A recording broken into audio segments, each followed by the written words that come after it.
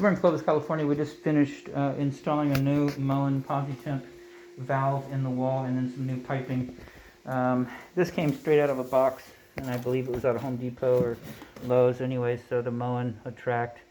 And it's all one kit. It's got that handheld sprayer with the magnetics dock.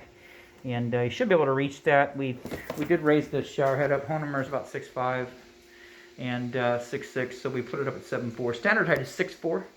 I'm 5'6", and so at 6'4", that works perfect for me. You know, I can get underneath that the shower head once it comes out of the wall. So if you're a foot taller, then you know, obviously a foot plus 6'4", that's 7'4". So that's where it's stubbed at. I talked to the homeowner. They're going to go tile all the way up, so it's going to cover all of that demo.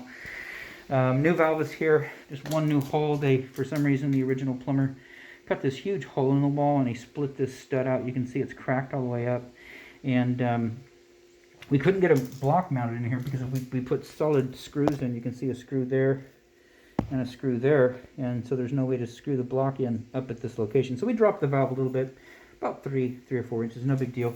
So, you know, right there. And then shower heads in. So all the copper that was in here, what they had is PEX to about here, Uponor tubing, clear. And then they had copper down to the old valve. So the new valve, we just took brass adapters, Uponor, and then ran PEX'd everything. So we only had blue on the truck. Doesn't matter. This is still the hot water. That's still the cold water. And that's the shower riser.